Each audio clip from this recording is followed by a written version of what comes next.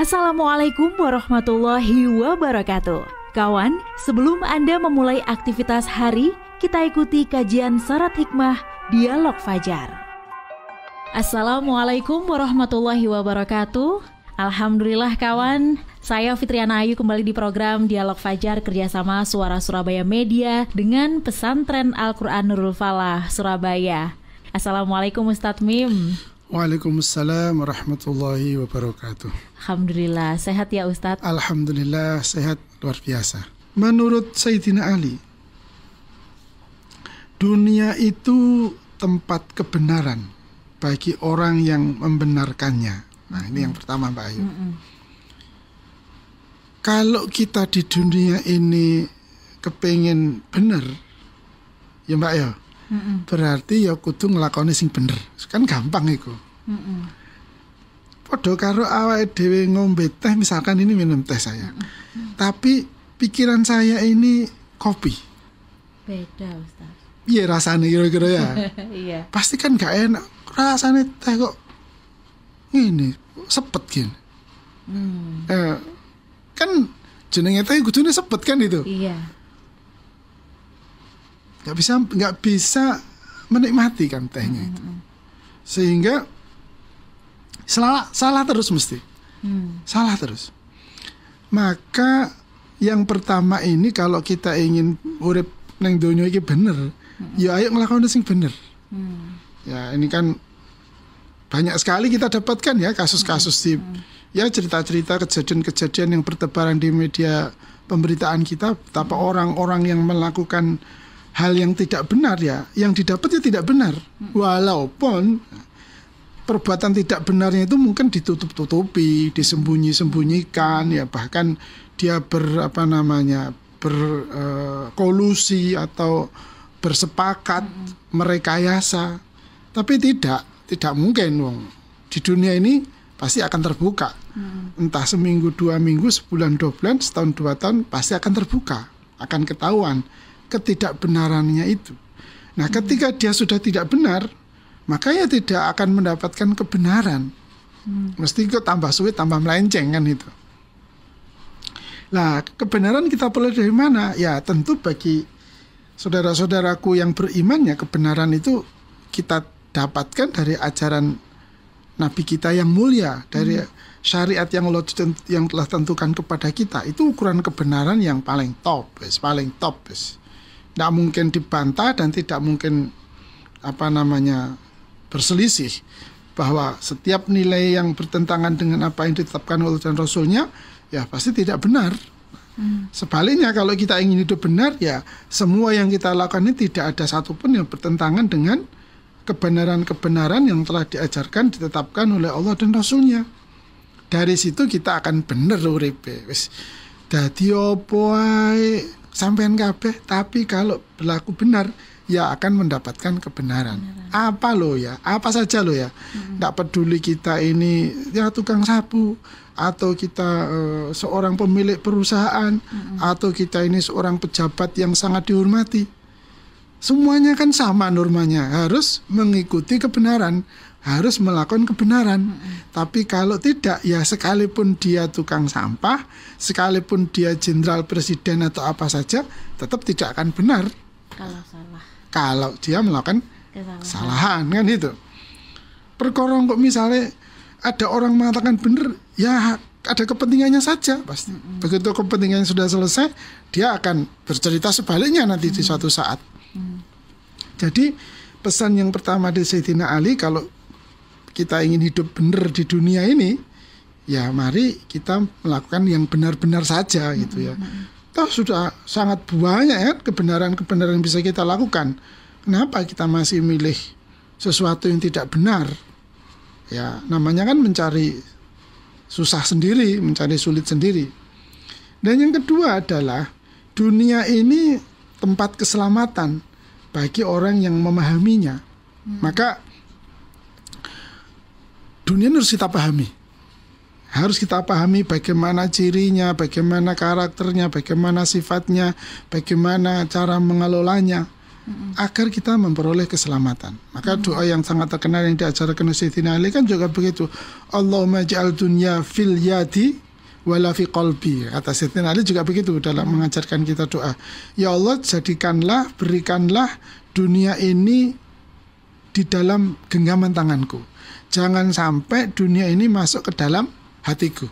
Nah, jadi posisinya kita selalu punya jarak dengan dunia ini, dengan apa saja yang ada di dunia ini, entah itu harta, entah itu keluarga, entah itu jabatan, entah itu kekayaan, ilmu, popularitas, semua itu kan isen dunia.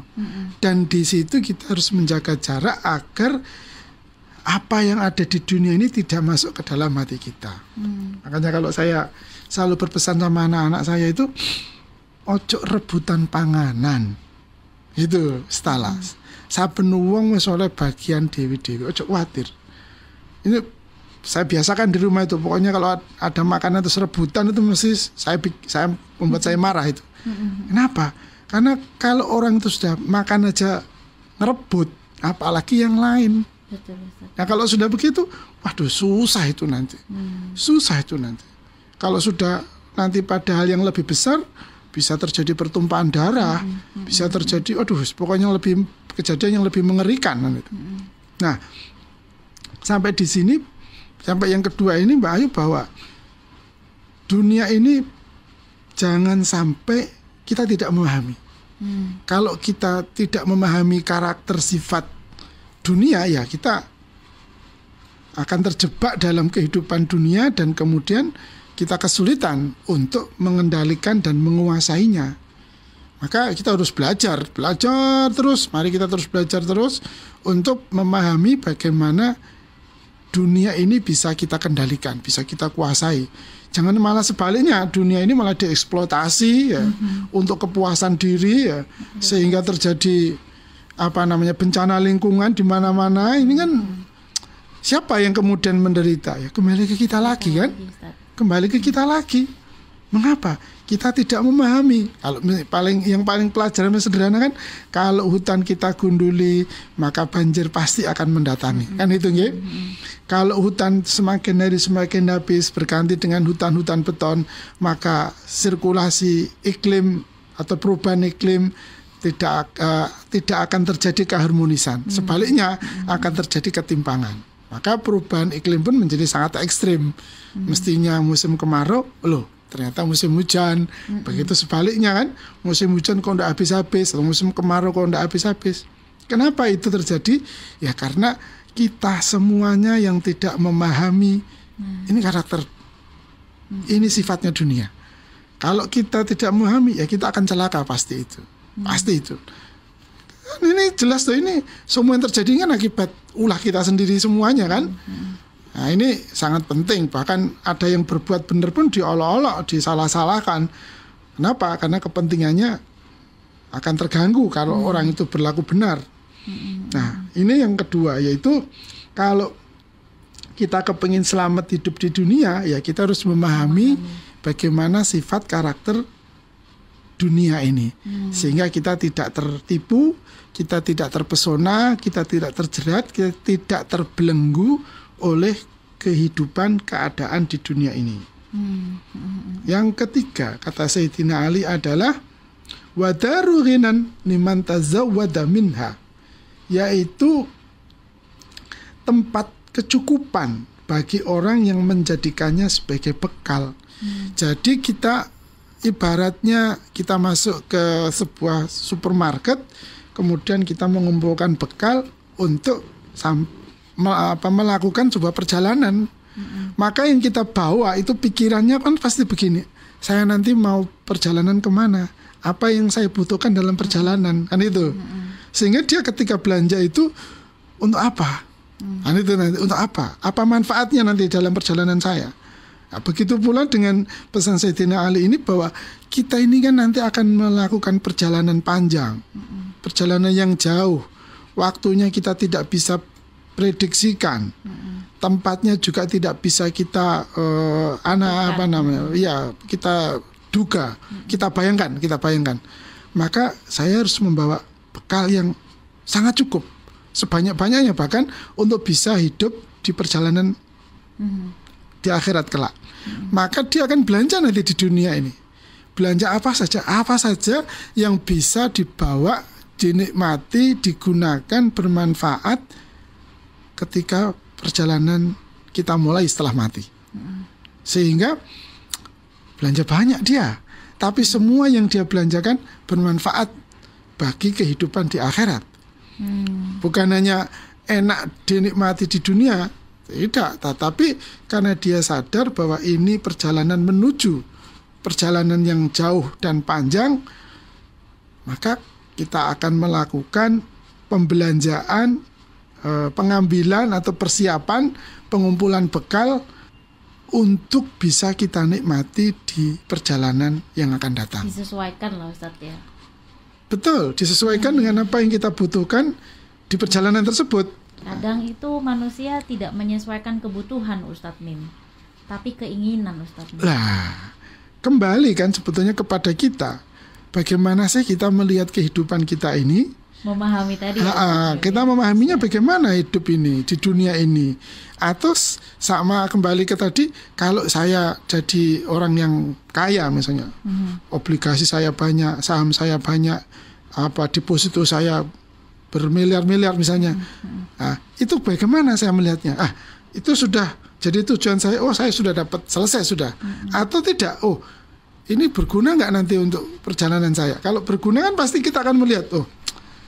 Sebagaimana Aisyah pernah melaporkan pada Rasulullah ketika seluruh kambingnya setelah disembelih dibagikan kepada orang-orang, kemudian tinggal bagian punggungnya. Kemudian ketika ditanya Rasulullah, jawabannya Aisyah, yang tersisa tinggal punggungnya. Ini katanya begitu. Rasul kemudian memberikan penjelasan, bukan, justru punggung itu tidak tersisa. Itu yang karena yang kita makan habis dia. Tapi yang tersisa buat kita, yang telah kita infakkan kepada orang-orang yang membutuhkan. Nah, ini kan bekal berarti. Dia membelanjakan, dia mengumpulkan, dia membeli semua hal agar di dalam perjalanan berikutnya bisa kita manfaatkan. Insya Allah ya Ustadz ya. Insya Allah, ini kan kita yang menentukan juga kita. Mau dapat apa enggak gitu aja tuh. Nah, supaya hidup kita selamat, bener, sugih gitu ya Ustadz. Iya kan. Kayanya kan jangan kaya di dunia saja kan berarti. Kaya di akhirat. Berarti kekayaan yang kita dapat di dunia ini untuk kekayaan di akhirat, niscaya kita akan kaya luar biasa di dunia. Amin, ya Rabbal Alamin. Dan nanti lebih kaya lagi ketika kita di akhirat. Bukan sebaliknya ya. Sugih nek donya tok ya rugi, kok nek akhirat gak dadi apa-apa kan itu ya. Iya, alhamdulillah. Terima kasih Ustadz Mim. Sama-sama Mbak Ayu. Nyampaikan bekal hidup menurut Sayyidina Ali tadi ya. Iya, selamat, semoga bermanfaat. Iya. Melakukan yang benar, kita harus memahami dulu dan disesuaikan nanti belanjanya istilahnya gitu ya, sesuai kemanfaatannya. Insya Allah. Terima kasih Ustadz. Sama-sama Mbak Ayu. Saya nggak bosen-bosen loh ngomong terima kasih Ustadz, karena pengen sugih gitu Ustadz. Oh iya, juga pengen selamat loh ya. Iya, bener ya Ustadz. Iya. Insya Allah. Terima kasih kawan. Saya Fitriana Ayu dan juga Ustadz Mim Saiful Hadi pamit. Wassalamualaikum warahmatullahi wabarakatuh. Waalaikumsalam warahmatullahi wabarakatuh.